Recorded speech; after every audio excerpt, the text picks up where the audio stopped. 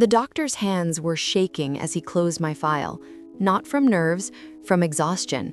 It was the 7th specialist I'd seen in 3 years, and I could see in his eyes what I'd seen in all the others. He had no idea what was wrong with me.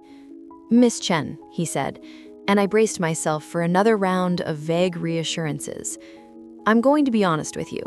Based on all the tests we've run, the weight loss, the chronic fatigue, the muscle weakness, and given that we've ruled out every major condition," he paused. "Too long. I think we need to prepare for the possibility that this is progressive and terminal." I was 32 years old.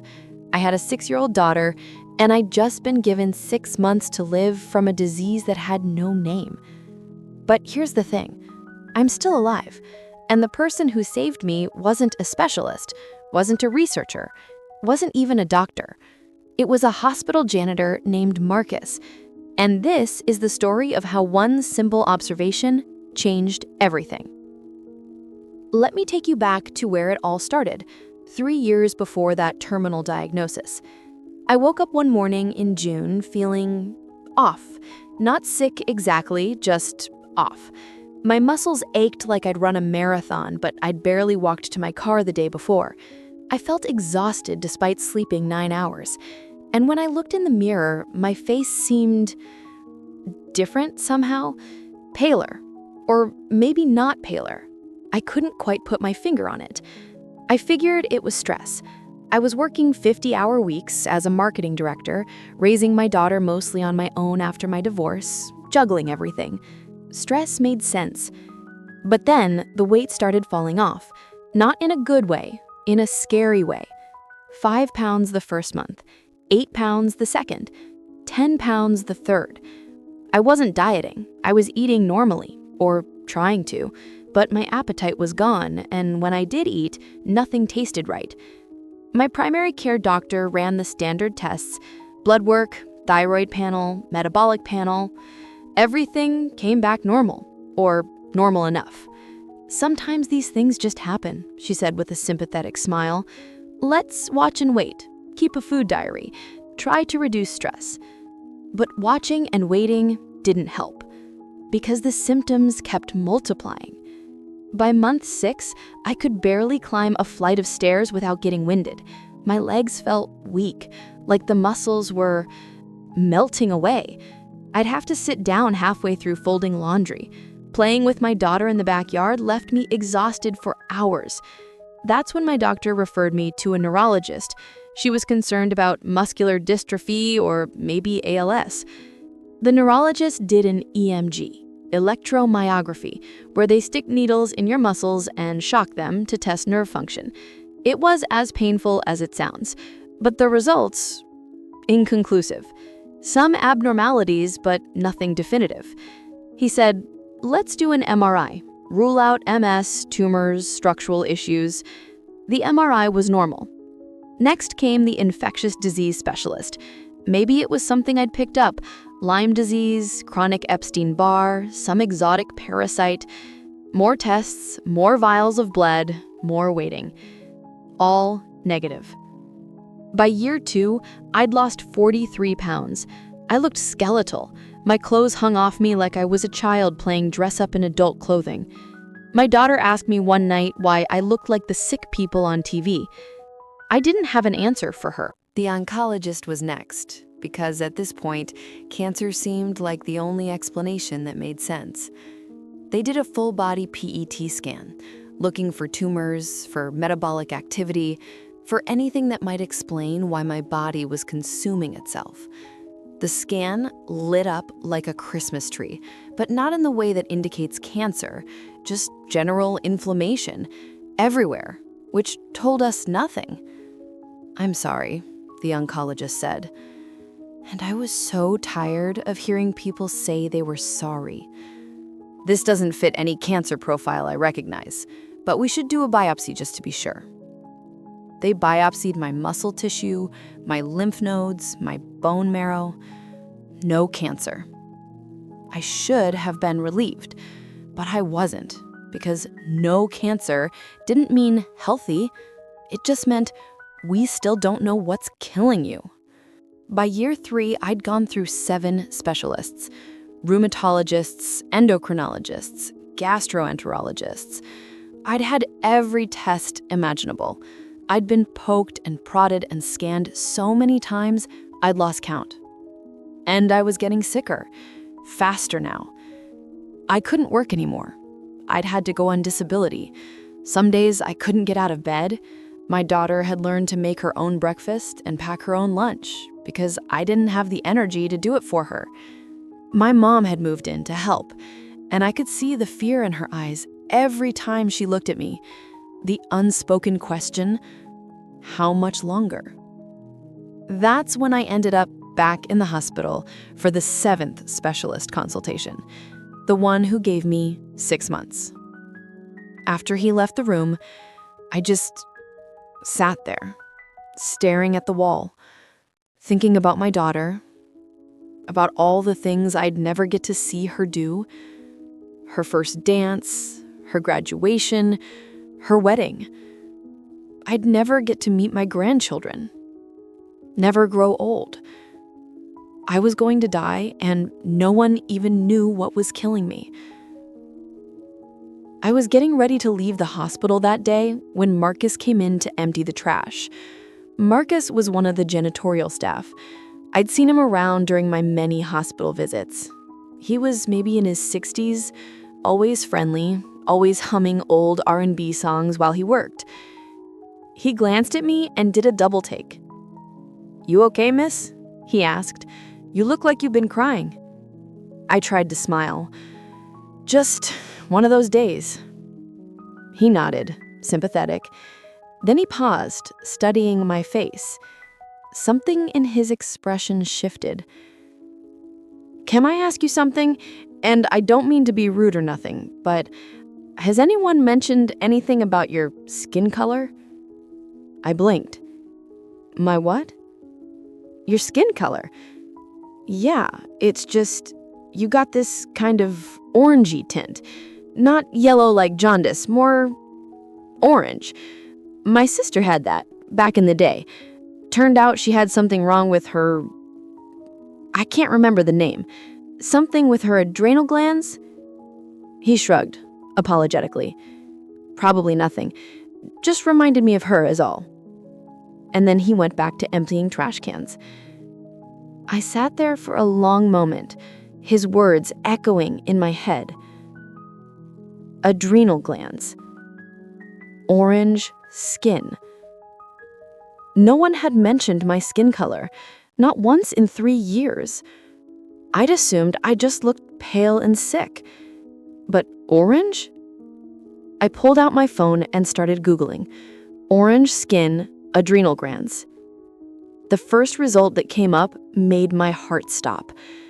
Addison's disease.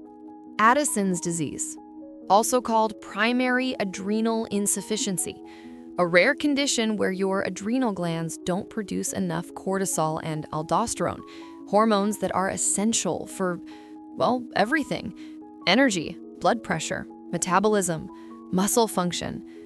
And one of the hallmark symptoms, hyperpigmentation, bronze or orange-tinted skin. I kept reading, and every symptom on the list matched what I'd been experiencing. Fatigue, check. Weight loss, check. Muscle weakness, check. Low blood pressure, check. I'd been getting dizzy spells for months. Loss of appetite, check. Craving for salts, and oh my God, I'd been putting salt on everything, even sweet foods. I thought it was just a weird quirk. But it was my body desperately trying to compensate for low aldosterone. I stumbled out of my room and found the attending nurse. "I need to talk to a doctor," I said, probably sounding half crazy, "right now, about Addison's disease." She looked skeptical. "Ma'am, I don't think, please, 5 minutes. I think I know what's wrong with me." She must have seen something in my face because she paged the endocrinologist who was still on duty. Dr. Reeves came down 20 minutes later, looking annoyed at being pulled away from whatever he'd been doing. "What's this about Addison disease?" he asked. I explained about Marcus, about the orange skin. about everything I'd read. Dr. Reeves listened with a professional but dismissive expression. When I finished, he shook his head. Miss Chen, Addison's disease is extremely rare. Only about 1 in 100,000 people have it, and your previous endocrine panels would have shown— What panels? What tests did they do specifically? He pulled up my chart on his tablet, scrolled through, frowned. They tested thyroid function, basic hormone levels, but he paused. They never did an ACTH stimulation test. That's the gold standard for diagnosing Addison's. The ACTH test measures how your adrenal glands respond to stimulation. If they don't respond properly, it confirms adrenal insufficiency. It's a simple test, takes a few hours. But in 3 years and 7 specialists, no one had thought to order it. "Let's do the test," Dr. Reeves said quietly. And something in his tone had changed, like he was starting to consider the possibility. They did the ACTH stimulation test the next morning. The results came back 4 hours later. Dr. Reeves came into my room holding a printout.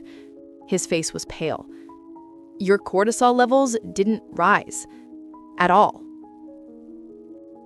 Even with maximum stimulation, your adrenal glands they're not functioning. You have Addison's disease." I started crying, not from fear, from relief, because finally, after 3 years of not knowing, I had an answer. And more importantly, Addison's disease is treatable. The treatment is hormone replacement therapy, daily doses of hydrocortisone and fludrocortisone to replace what your adrenal glands can't produce. They started me on the medication immediately, and within 48 hours, I felt different. Not cured. It takes weeks for the body to fully adjust, but different. Like someone had plugged me back in after years of running on a dying battery. My energy came back gradually. My appetite returned. I started gaining weight, healthy weight, muscle mass instead of just skeletal fragility. The orange tint in my skin faded to a normal tone. My muscle strength improved. I could climb stairs again without stopping halfway. 6 months after that terminal diagnosis, I was playing soccer in the backyard with my daughter. But here's what haunts me. Addison's disease isn't that hard to diagnose, if you're looking for it.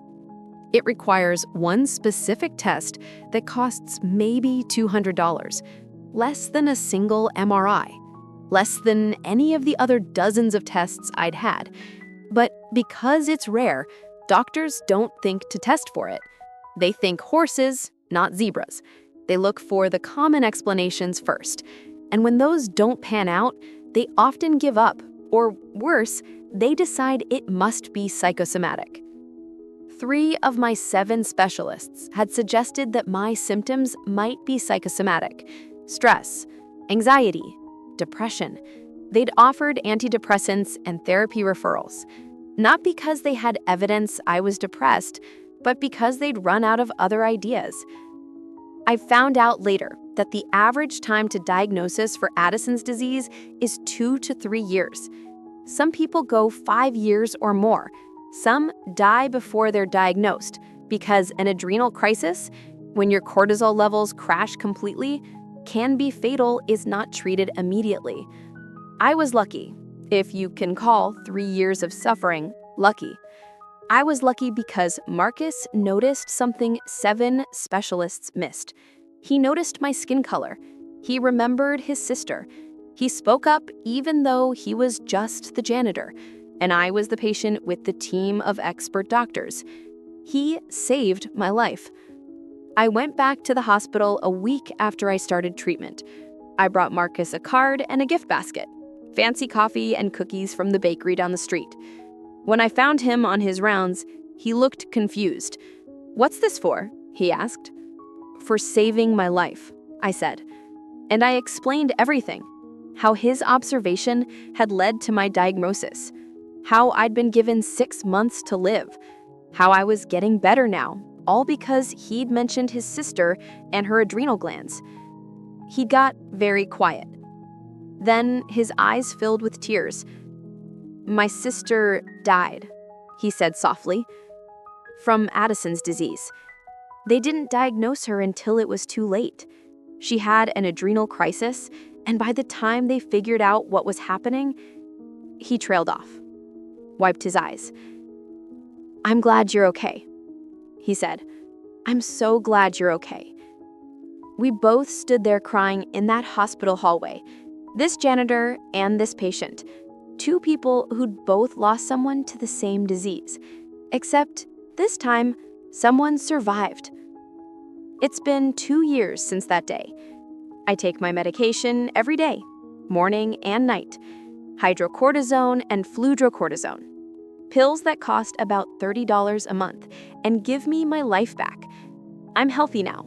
Not cured, Addison's disease is a lifelong condition, but managed, controlled. I'm back at work. I coach my daughter's soccer team. I ran a 5K last month, things I thought I'd never do again. I think about Marcus a lot, about how a casual observation from someone with no medical training accomplished what 7 specialists couldn't. And I think about what it means, about how we've built this hierarchy in medicine where only certain people's observations count, where doctors are gods and everyone else is just support staff. But Marcus saw me, really saw me, not as a collection of symptoms or test results, not as a puzzle to solve, but as a person. And he remembered his sister. And he spoke up, even though he was just the janitor. And that's what saved me. Not medical expertise, not advanced technology, just human observation, human memory, human compassion. The willingness to speak up even when you're just the janitor. I still see Marcus sometimes when I go for my regular checkups. We always stop and chat. He asks about my daughter, I ask about his grandkids. And every single time I thank him again, even though he waves it off, even though he says he was just doing his job. Because he wasn't just doing his job. He was seeing me when no one else did. He was the only person in 3 years who looked at me and noticed something different, something specific, something that mattered. And because he spoke up, I'm here today, telling this story, alive. So here's what I want to know from you. Have you ever had a medical mystery? Have you or someone you know been misdiagnosed or struggled to get answers? And more importantly, has anyone outside the medical profession ever noticed something that doctors missed? Leave a comment and let me know your story, because I think we need to hear more of these stories. We need to remember that sometimes the most important insights come from the most unexpected places. And if you're currently going through something similar, if you're sick and no one can tell you why, don't give up. Keep advocating for yourself. Keep pushing for answers. Keep looking for your Marcus, because somewhere out there, there's someone who might see what everyone else is missing. Thank you for watching, and thank you, Marcus, wherever you are.